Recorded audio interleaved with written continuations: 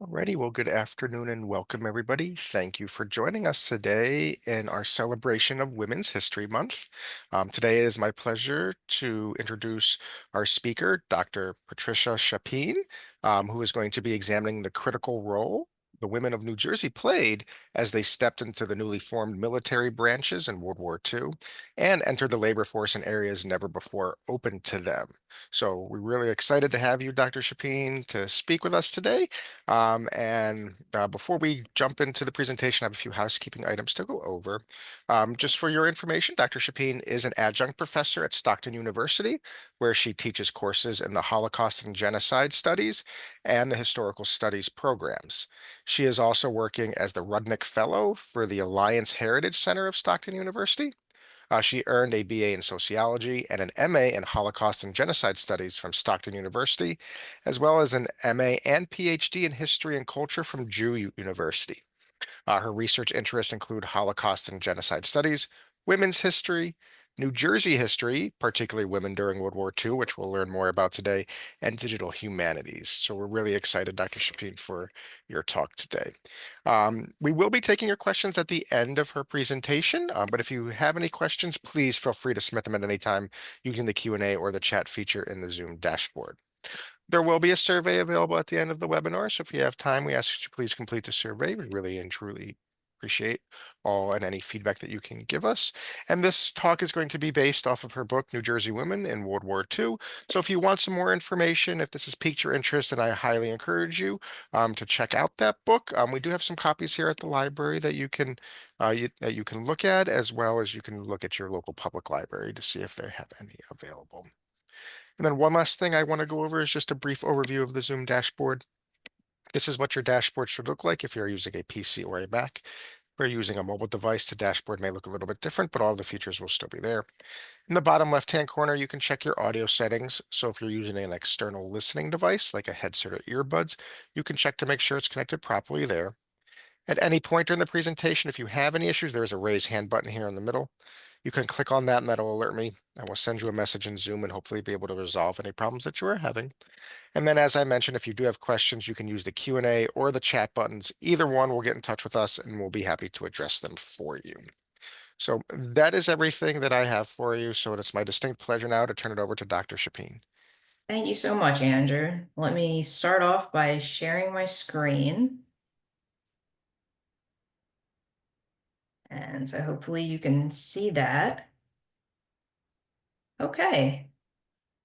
So first, thanks everyone for being here with me. And I hope this is going to be at least informative and maybe pique your interest and let you read the book maybe. There are two books, so not to be too confusing. So both about New Jersey women. One was a smaller volume, which was published in 2016. And this one I'm going to talk about today is more recent. It was published 2024. So I'm going to go into a little more detail about that. But a little bit more about myself. So, as Andrew mentioned, I am an adjunct at Stockton. I've been working there for about 11 years at this point. And I like to say that I was an undergraduate and a graduate there, and they haven't been able to get rid of me yet. So, I also work part-time for the Alliance Heritage Center at Stockton University. So I just want to make everyone aware of the wonderful work that is done through that center. So basically, that is about preserving the history of Jewish agricultural communities in southern New Jersey, with the Alliance Colony being the center, but we certainly do deal with a lot of other colonies that were in the area at the time. So if you want a little bit more about that, you can go to allianceheritagecenter.com, and we've got some great digital resources for you. So I encourage you, if you're interested in that local history, to take a look. So this book is about a lot of things that I'm going to just kind of try to give you a general overview of.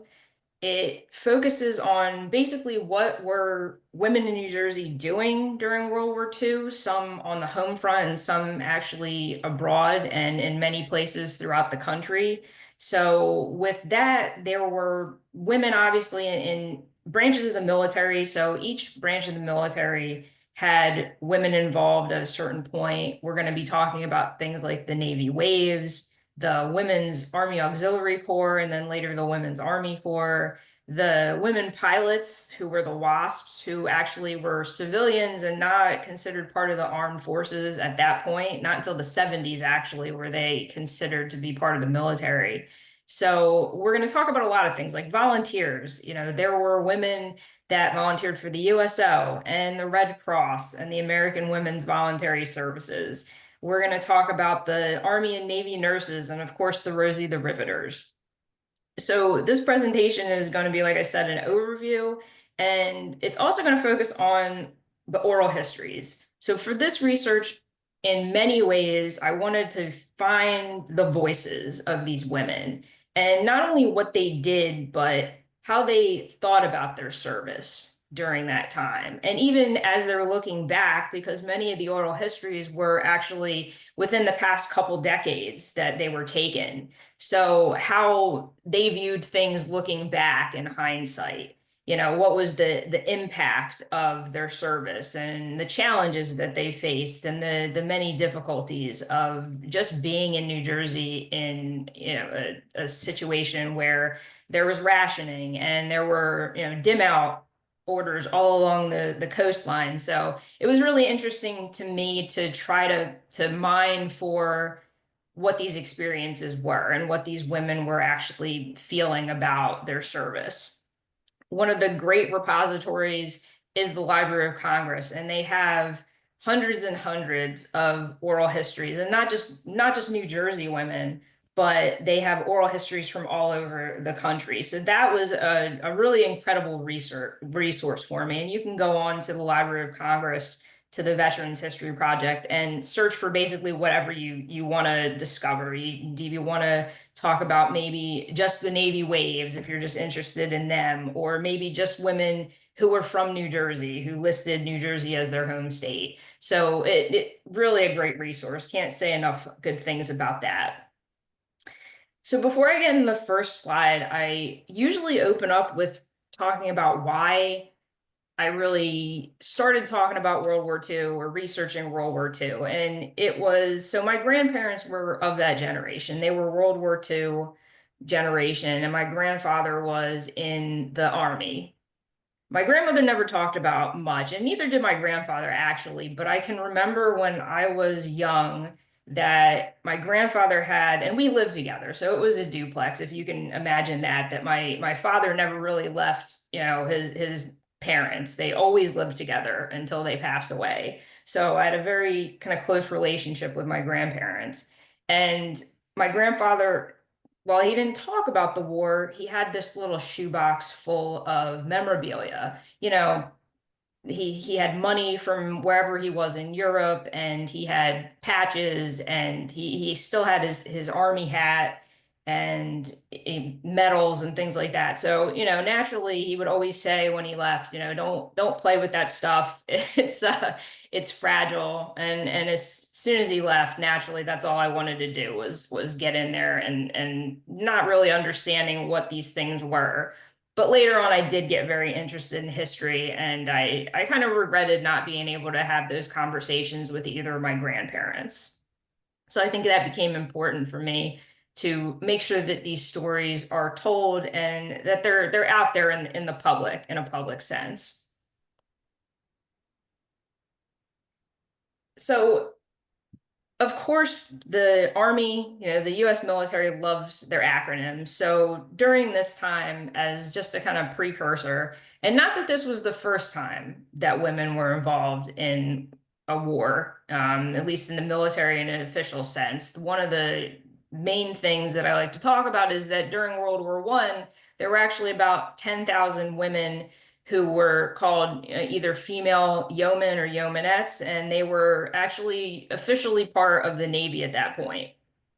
So during World War II, though, this expanded greatly, and it's estimated that about 350,000 American women served throughout the country in one of these military branches. So, of course, you had the Women's Army Corps, or the WAC, the Navy Waves, or the Women Accepted for Volunteer Emergency Service. The Marine Corps never had an acronym. It was just the Women's Reserve of the Marine Corps, or the Marine Corps Women's Reserve. The Coast Guard were the SPAR, and that was just the version of the Latin, which is semper paratus, and then the English translation of that, which is always ready. And the Army and Navy Nurse Corps were also officially part of the military. And like I said, the women Air Force service pilots were civilians at the time. So they did not have the benefits that military personnel had. And we'll talk about that in a little more detail later. But just as a little intro. So, like I said, I really was interested in the experiences of women and not just what they did or the numbers, but kind of linking the primary sources with these oral histories, with these testimonies, and what the women in New Jersey experienced during that time. So one of the things that really stood out to me were these changes that occurred on the home front.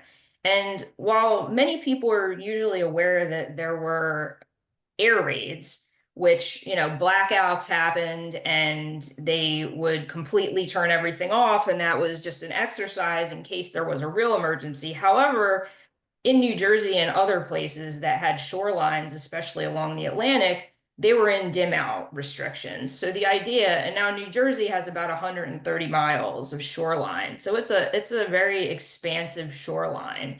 And there was fighting in the Atlantic, and there were German U-boats lurking. And so the idea was that we wanted to make sure that the shorelines couldn't really be targeted. And they didn't want to light up any of our ships that were off the coast. So there was a real fear that they needed to make sure that the lights were not, you know, limiting the actions of our naval forces and allowing for any targeting that could possibly occur. So one of the women that I talked to, actually I talked to Pat Witt, so this wasn't an oral history that I saw somewhere else. So this was really interesting. And how this happened was I was just kind of going around to different places, and I ended up at the Millville airfield, and I talked to the woman that was in charge, and she just said, do you know Pat Witt? And I was like, no. And so she put me in touch with Pat. And Pat, as a young person at about 17 years old, was a volunteer with the local USO in Millville. She also had her family had a farm, so she was kind of very familiar with the gas rationing and the way that things were very kind of ominous. So she talks about the dim out restrictions at the shore. And she said, and this is a quote, "It was very frightening here during World War II.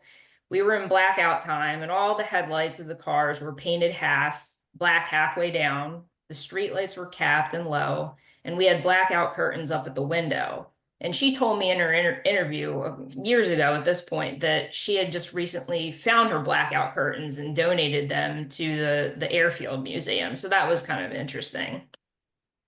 Another woman, and Elizabeth Riley was a Library of Congress interview.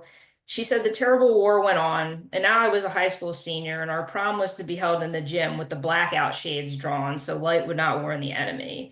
So if you can imagine, a lot of the young people, especially the women and young men that were in high school at the time, they described things being kind of shut down, very different than if they had had, a prom or a graduation during normal times, during, not war times. So that to me was also very interesting, seeing those reactions.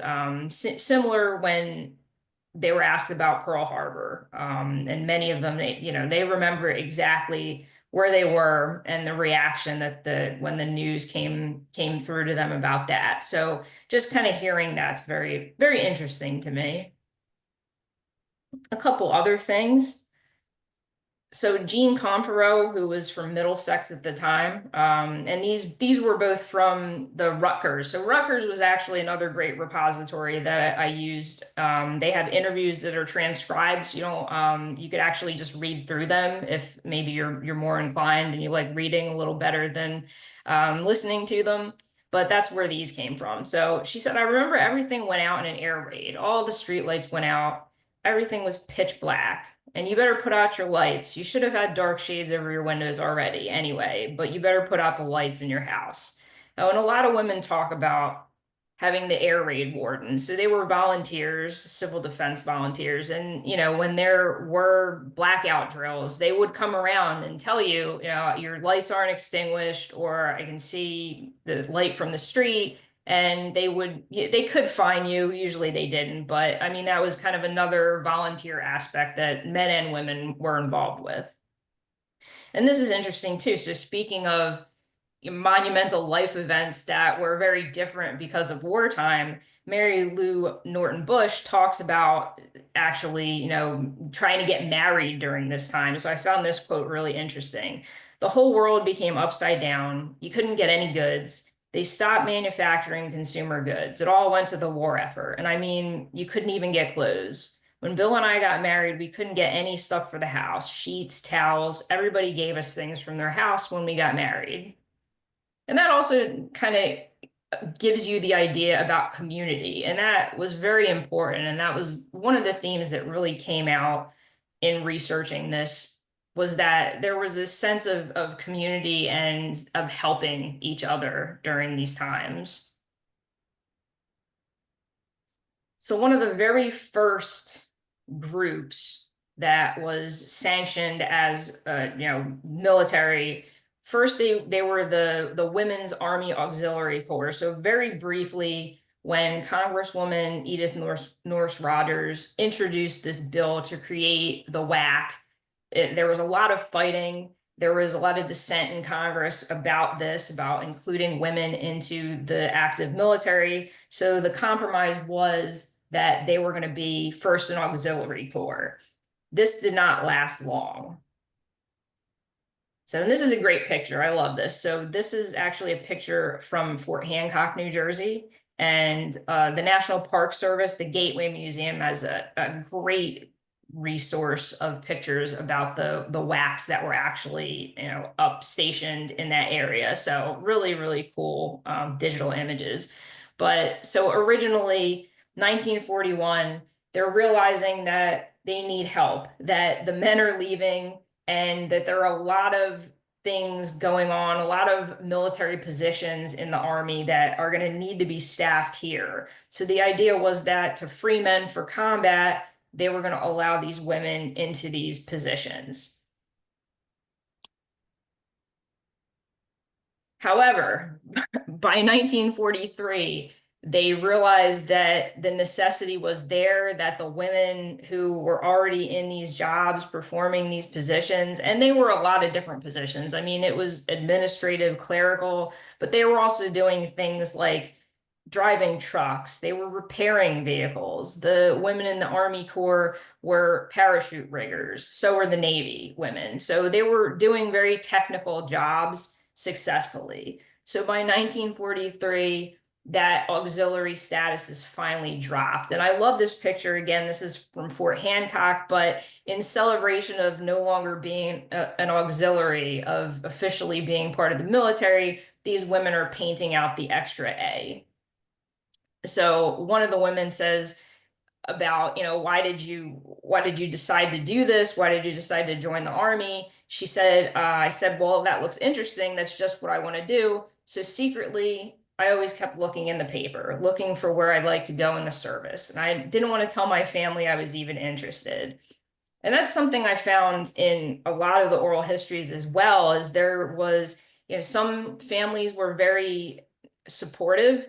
Some, already had a long history of people that were already involved in the military, and they were thrilled that their daughters were then going to be able to do this as well. And some women report that they didn't have much support, and they actually had to lie to their parents, up until the point where they were leaving for basic training.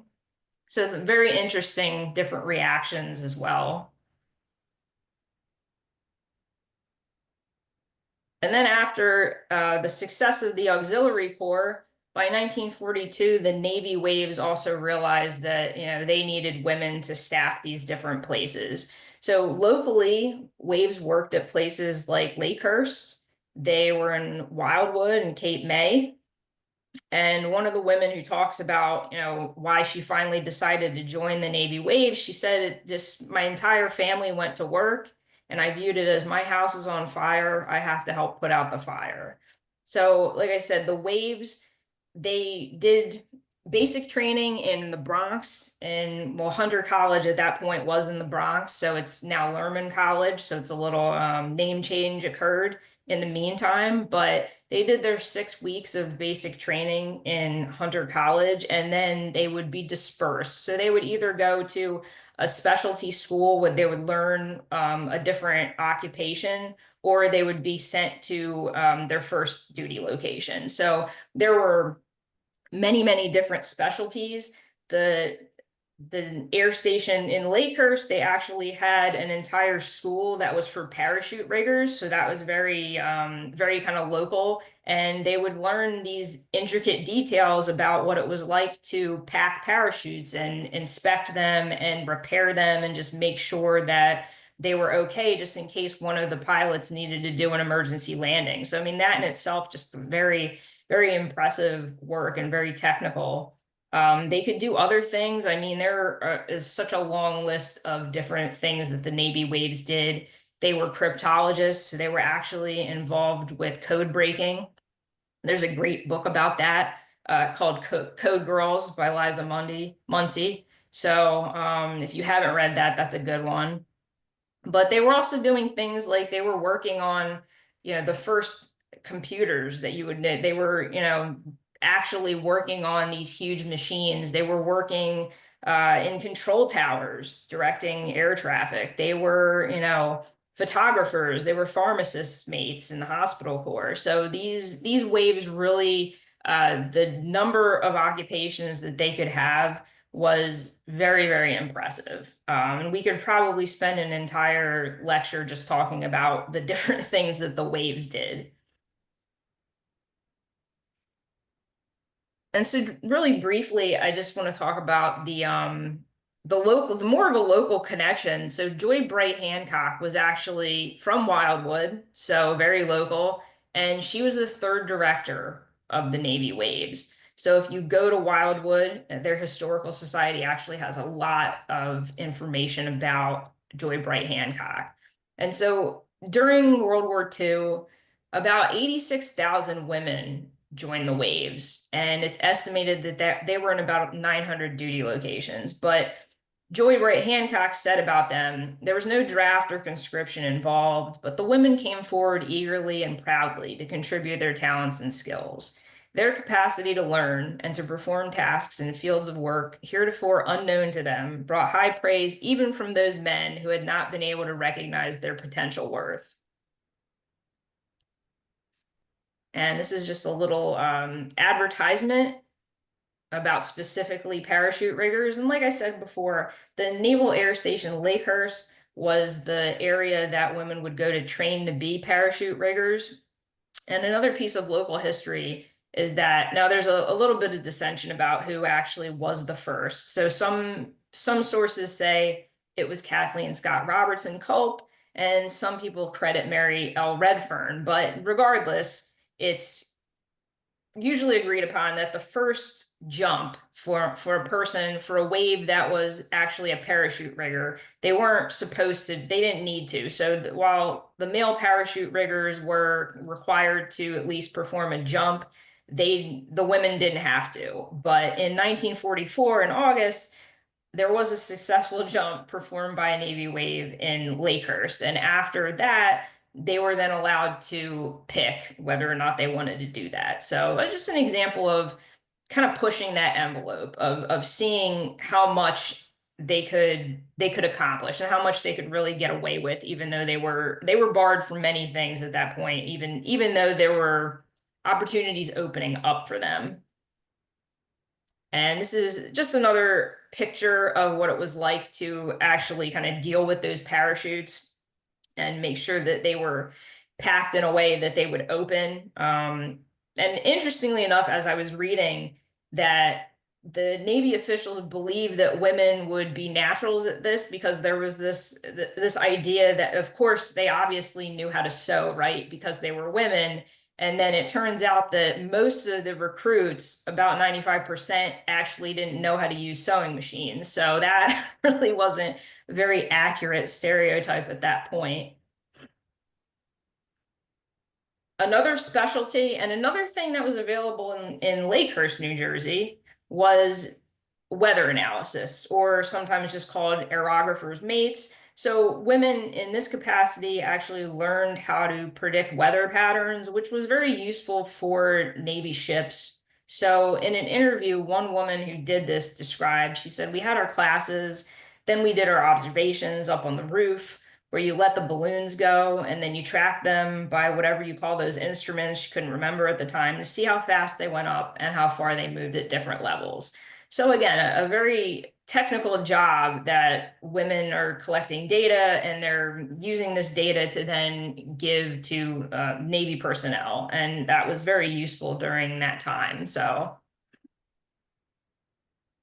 and this is a picture. I love this because this is actually this enormous machine. Now, today we're on our laptops and things like that, so it's kind of hard to picture how large these machines were. But this is a picture of what they called the bomb machine, which is what they would have used to crack the codes. So you've probably heard of the German Enigma code.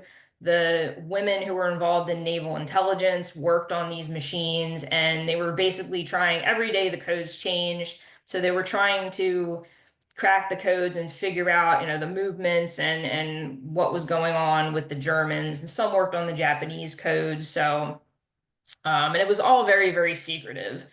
So one woman said, we promised we would never, never tell anybody what we were doing.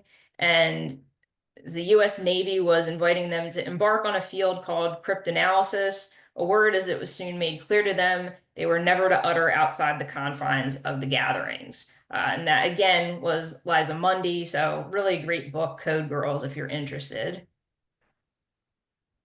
So the WASPs, the Women Air Force Service Pilots, these, like I said, these women at the time, they were considered civilians who were working with the military. So they didn't have benefits. They were not able to go to school on the GI Bill like other women were, but they had a really big effect on the war effort. And so many of these women, they already had their civilian pilot's license. And after they were accepted, they would go to Sweetwater Field, or Sweetwater, Texas, to Avenger Field and complete their training.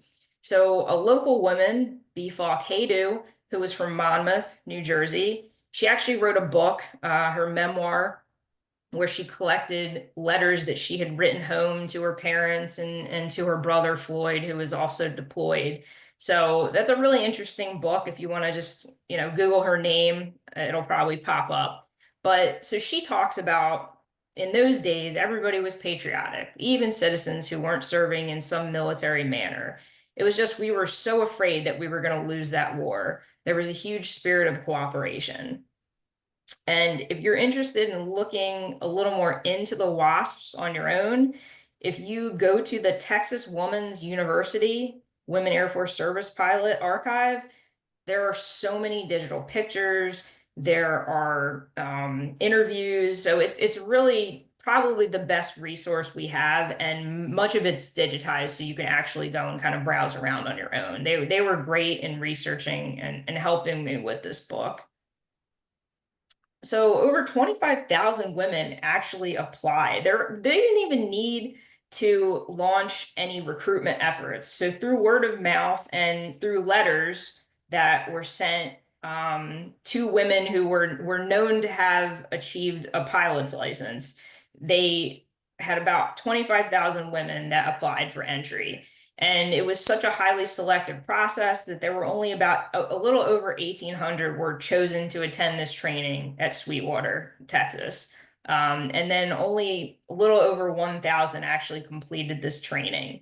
And at this point, African American women were not allowed admittance into the program, although some of them did apply and some of them did have their civilian license, but unfortunately, they were not allowed to attend. Training lasted about 4 months initially, and before the end of the war, they had about 18 classes that went through training. And of course, they had, a combination of things like exercise and coursework and a lot of flight training. So they logged in hours to make sure that they were going to be efficient.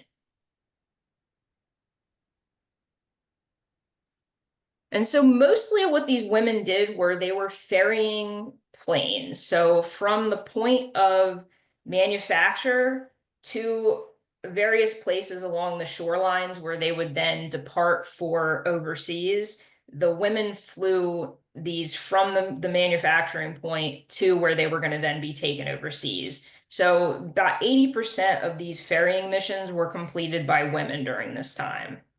And again, Behadu, she said, we did all the jobs, not just ferrying the aircrafts, towing the targets for the anti-aircraft practice shooting or flying at night so the beacons would have an opportunity to practice, or flying gunners, they would have practice shooting from a moving aircraft. So they were really instrumental in even training the pilots who would then go overseas and fight.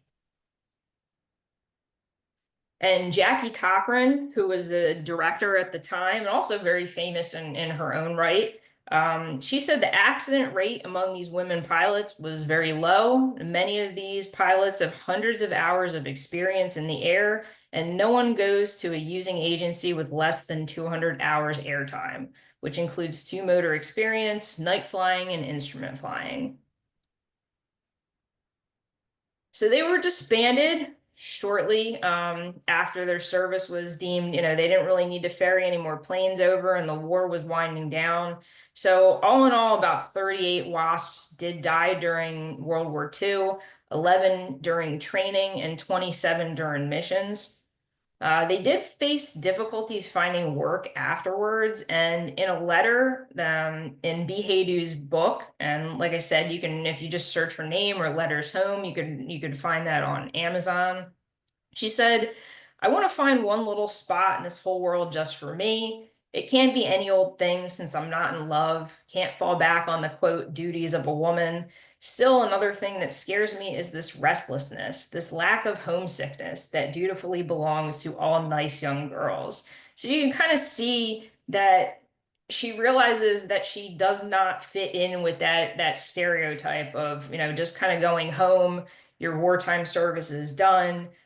She really wanted to be in aviation afterwards. So, and it was a thing that she wanted to be personally fulfilled by that. So it was interesting. And that was something that was echoed by many of the women that not only were pilots, but were in, branches of the armed services that they, really discovered that they were capable of amazing things and they didn't want to stop.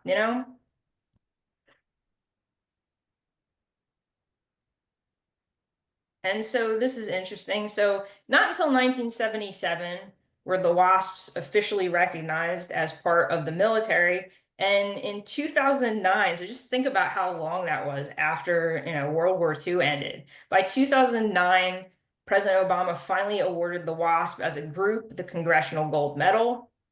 And then in 2016, they were allowed to be buried in Arlington National Cemetery. And for her whole life, Behadu was very instrumental in pushing for this recognition of the WASPs. So, really important piece of local history there. Okay. So really quick, I want to bring this up because there was a Netflix movie by Tyler Perry about the 6888. Some of you may have seen it, but I want to say that there were a few women from New Jersey that were actually in that group. So really quickly, if you don't know much about the 6888, it was a Central Postal Battalion. So during World War II, communication was very, very important. I mean, it was for morale, the idea of not receiving word from a loved one, if you can imagine how impactful that would have been. So at a certain point, and we're talking about, very, very slow process of delivery from, they needed to censor a lot of this, so it had to go through a censorship office, and, they would either black out the information that they thought could be possibly, incriminating, or they would simply cut the pieces of information out with a razor. So that's why sometimes the mail was nicknamed lace curtains, because they ended up cutting out so much information that it seemed like a curtain, um, like a lace curtain. So the situation in England was that the mail had been backed up for months. It was just sitting in warehouses undelivered. So the WACs in this postal battalion were pretty much given this impossible task. And I don't believe that the military really thought that it was achievable. So they send this detachment led by Charity Adams over. It's about 855 women, all African American women. And they give them 6 months to process this mail. And amazingly, they complete this task in about 3 months. And it's estimated that about 17 million pieces of mail got processed by this group. So a couple highlights from the women that were from New Jersey.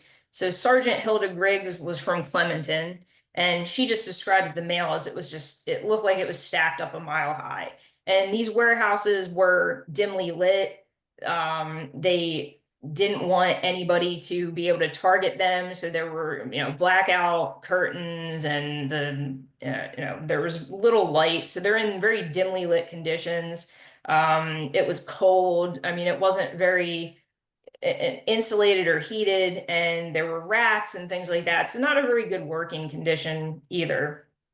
So Fanny McClendon, who was from Camden, New Jersey, she talks about this story, and I really enjoyed, listening to this and transcribing it. So she said, I think one of the nicest things the girls decided on the packages that were broken, where we couldn't really find names or anything like that, they would save the names. And if they could find a set of names, they had a list. I remember in one of the rooms where they did the mail. And if something came in with no names, they'd take somebody's name off the list and send it on. It might not be what grandma sent or whatever, but they got a big kick out of that. All right. So I'm going to move through a couple things quickly because I'm going to run out of time. There's just so much to tell you. So really quickly, the Army and Navy Nurse Corps.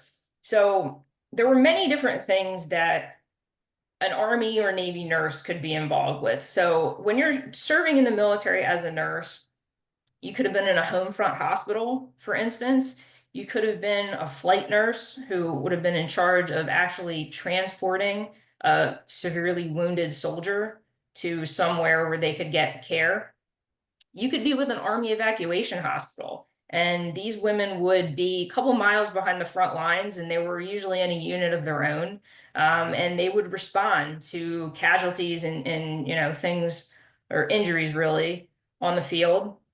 And you had the military ships and the trains. So these women, really, the things that they did varied. You could be, let's say, stationed in the Pacific where they were dealing with all types of other things like, mosquito-borne illnesses, for instance, and high humidity and just like awful weather conditions. Of course, you probably know that there were nurses taken as POWs in the Philippines. So the work of the nurses varied greatly.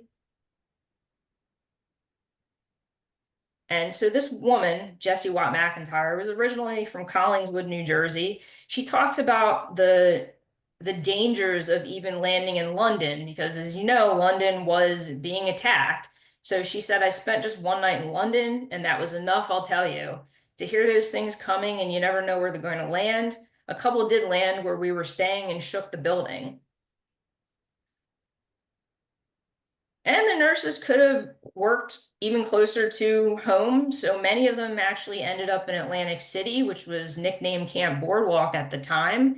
And Camp Boardwalk, there were 5 major hotels who were combined into a large general hospital. It was called the Thomas England General Hospital. And if you're in the Atlantic City area at any point, and you want to go into the archives, the Atlantic City Free Public Library has a great World War II collection and many things about Camp Boardwalk. Okay, are we going to get to talk about? Yeah, we have a couple minutes. So Rosie the Riveter.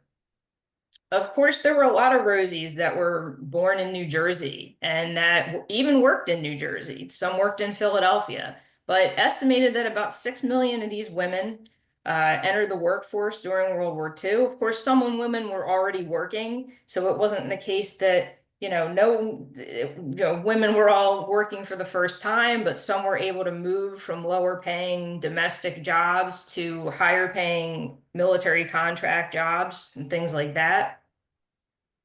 And just a couple highlights from New Jersey. So this is a picture of women riveting at a Trenton facility.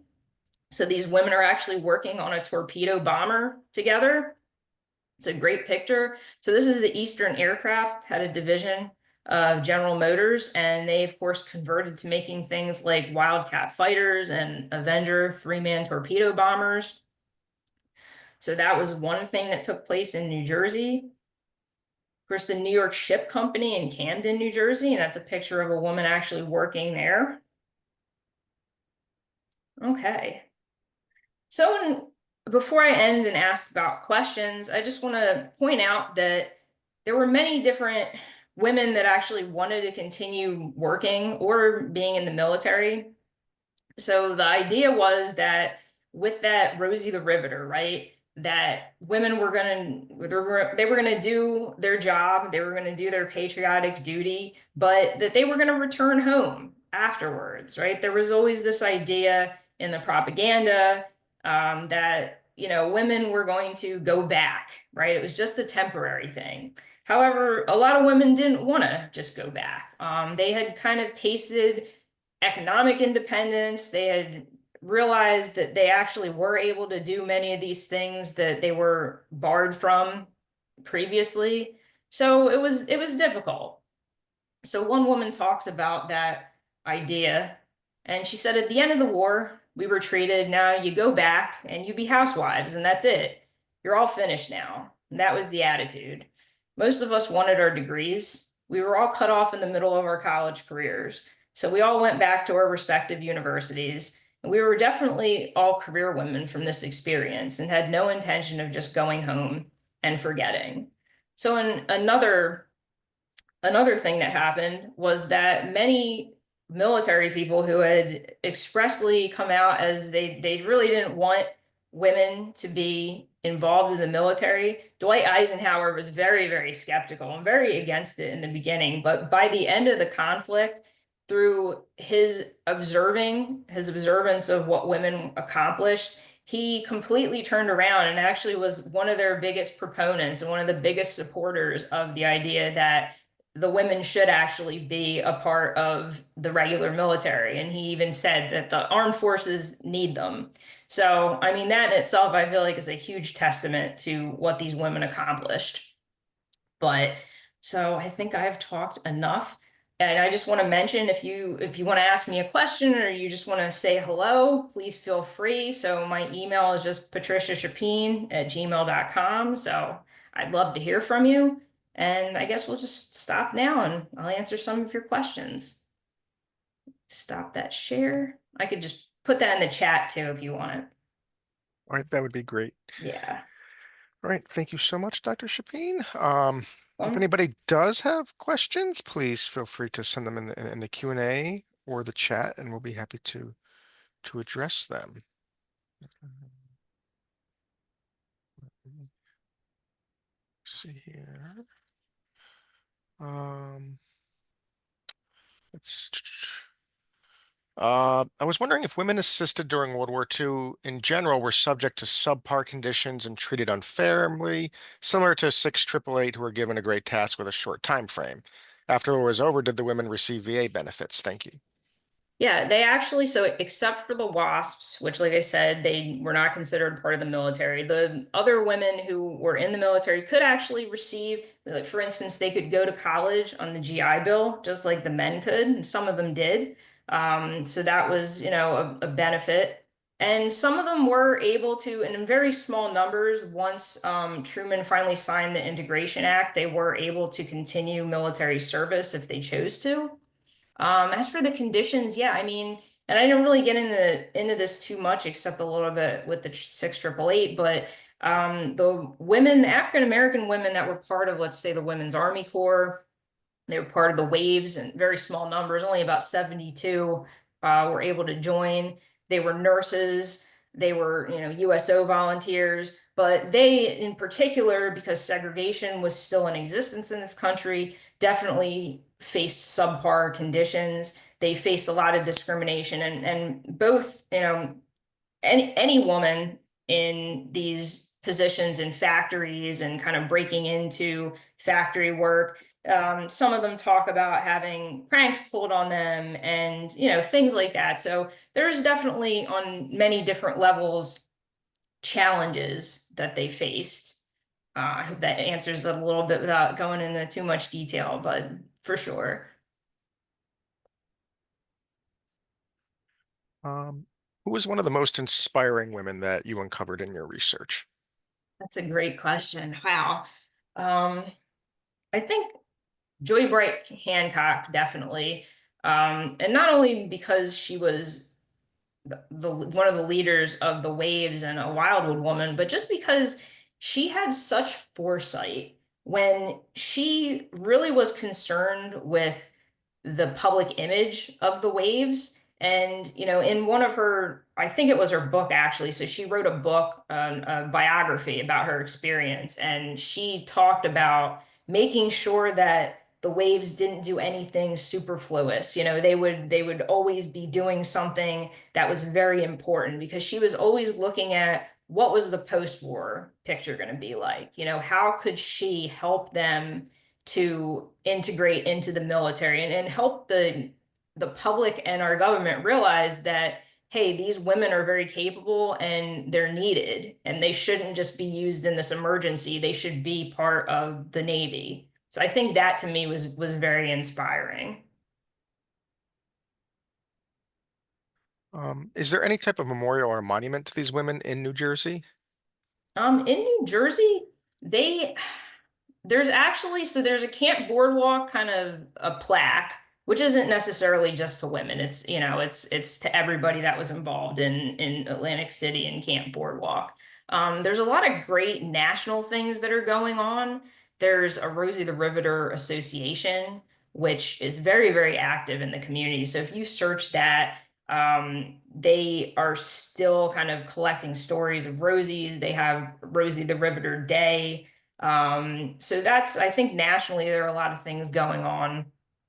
And of course, there are a lot of museums that take the story. So, for instance, like, I'm thinking the National Guard Militia Museum in Seagirt, they have a great oral history project that they then give to the Library of Congress. But there are so many women veterans that they have already collected and continue to collect. So, I mean, there are a lot of great things that are going on locally. Museums like the Wildwood Naval Air Station Museum. So, yeah, just I think the exhibits and the public history that a lot of these places are doing are really, really helping to make people more aware of what women were accomplishing at that point. Under what department or authority did the women who operated the donut delivery trucks, the donut dollies, serve? Oh, yeah, the Red Cross, the donut dollies, a very interesting story. Yeah, so they were Red Cross women, and I wish I had more time to talk about a lot of these different topics, but so the women of the Red Cross, a lot of people kind of think of, well, they were obviously involved in the blood donation and things like that, but I mean, they did so much more. So they were donut dollies, but they were also, women that were collecting scraps, and they were, learning how to fix vehicles because they were in their own motor pools. They were in emergency response teams and things like that. So those women really responded on the home front.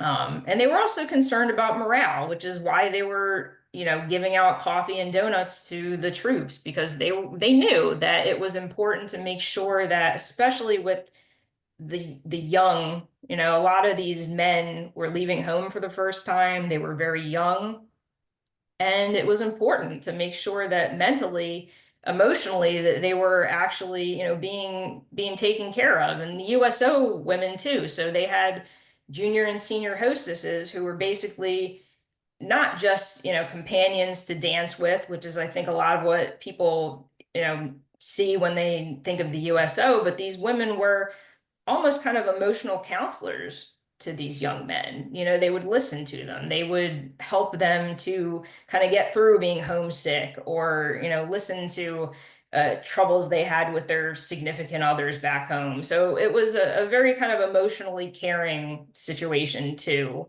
And so the USO was important in a lot of ways as well that I didn't get a chance to talk about really. Have you read the book called The Women by Kristen Hanna? It concerns the Vietnam War. If you have, do you think it's accurate? I did not. It actually is on my list though, because many people have told me that I need to read that book. And it's one of those things that it's in the Amazon cart and I am planning on reading it. I'm very interested in kind of bridging that gap between the World War II research and then eventually talking about, you know, what the women in New Jersey did during the Vietnam conflict. So that is kind of a future area that I would love to dive into a little more deeply. But thank you. I am going to read that. In addition to clerical activities, were women assigned other traditionally female roles such as food preparation? Yes, absolutely. And oftentimes, you know, they were, let's say, cooks and bakers in the Army and the Navy. So sometimes, and it depended, you know, they oftentimes, if they had experience doing something, they were given that job, right? So while some of them expressed being a little irritated that maybe they had gotten a particular job or had been given this specialty that they didn't necessarily want to do. Sometimes it had to do with, you know, what the need was, right? Where they were going to be sent. But yeah, many of them were dealing with the, you know, the mess halls, they were cooking, things like that. Many of them, and speaking of traditional roles like nursing, some of them, like I said, the Waves had a hospital core. Some of them ended up doing nursing in that capacity. Some of them ended up, you know, in the Army and Navy Nurse Corps. And then, of course, there was an accelerated program because there was such a shortage of nurses. So some of them could enroll in a cadet nurse corps and, you know, have an accelerated training and be ready a little more quickly than in normal times. Do you have an estimate of the total number of women in New Jersey served in these more military related roles rather than just joining the workforce? Yeah, I mean estimates, and it's difficult to keep track of because there isn't one repository that says these are the numbers. But probably about 10,000 I would say among all of them, and that's again just kind of an estimate.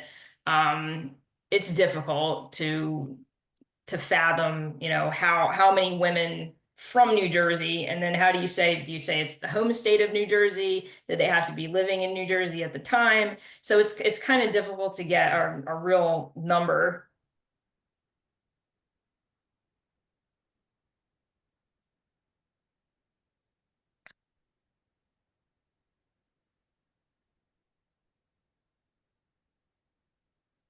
All right. So, um, I don't see any questions right now. We can give it a few moments. Similar to the question about what was about the kind of the most interesting woman. What was the most kind of fascinating story that you've uncovered in the research? Yeah, that's difficult too. There are so many. I think kind of funny stories in talking about, you know, this one woman who was a wave talked about when, you know, she wanted to see the world. So one of the big advertisements was to, you know, join the waves and see the world, right? And that was very appealing. And as a New Jersey woman, she really thought that was going to be the case. And she said, kind of, you know, in talking about, she went through the waves training, and then she said, you know, see the waves. I went through basic, and then I saw Trenton because they stationed her in Trenton. So she didn't actually get to go anywhere. So I just thought that was kind of an amusing story.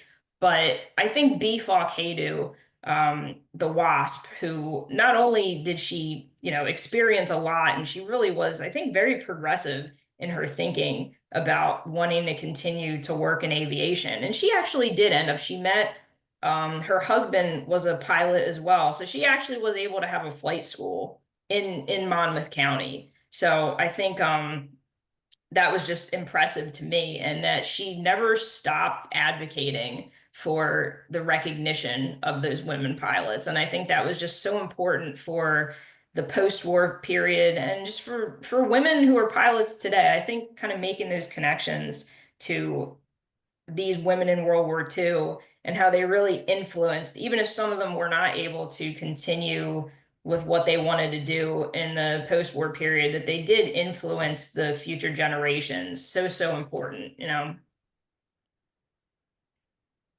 Do you have a bibliography and a list of places you recommend to visit? I could definitely, if you want to email me, Patricia Chappine at Gmail, and ask me, I could definitely send sources. I would be happy to.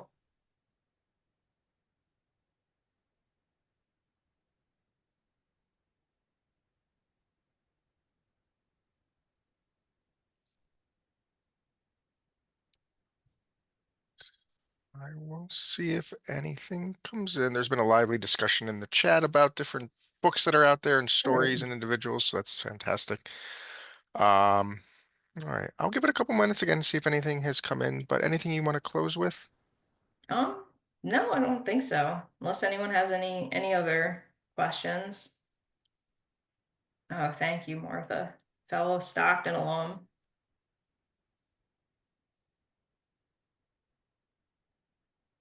I do want to say, I think someone in the chat mentioned the Hello Girls, and Melissa Ziobro, I think, is doing it. If she hasn't done it already, she talks about the Hello Girls, and she does very interesting presentations. And she's also an amazing oral historian, and does a lot of work with Fort Monmouth, and has a book about Fort Monmouth. So she's great. So if anyone wants to look her up, she's also working with the Bruce Springsteen Center for American Music and Archives. I will. Thank you so much, Dr. Shapeen. It was wonderful having you. And Thank you. any activity of women working in the Newark Plainfield area during this time? Yes, yes. So there, I mean, at the Newark, there were waves definitely in that area. And there were specific because there was a lot, like there was a larger population in the area that there were many women that I found were from that area. So there were actually, and in thinking about that, there were a lot of WASPs that actually, if you go into the Texas Woman's Archive, if you kind of go in there and search for the different areas, maybe just plug in New Jersey, there were a lot of WASPs that because there were actually airports in the northern areas, that they were the women that were actually able to, even if they didn't have the money necessarily to go to flight school, that some of them talk about, I just worked at the airport and I worked at this place and that place, and then I could get money in classes. So sometimes you think of, if they had a pilot's license, they had to have money for a pilot's license, and that wasn't always the case. So a lot of the women that were in the WASP in New Jersey actually talk about they were able to, like, let's say, work at one of the airfields and be able to take classes and actually get their civilian pilot's license and then apply to be a WASP. So that part is very interesting to me, especially when you're looking at like the northern areas of the state.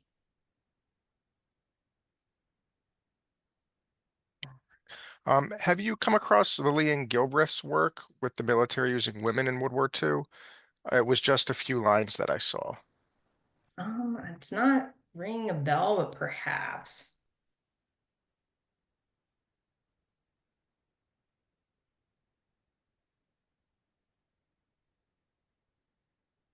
Not off the top of my head. So All right, well, thank you so much, Dr. Shapeen. We really, really sure. appreciate it, and thank you everybody for attending today. We are still uncovering all the stories of women, not only in New Jersey, but in the American story and worldwide. And this is really, really important work that you've done, and so we really, really appreciate your scholarship here. Yeah. Thank you. And like I said, feel free to email me. All right. And thank you everybody for attending today. We hope you found it very insightful and exciting as I did. And everybody just be safe, be well, and hopefully we'll see you soon. Take care.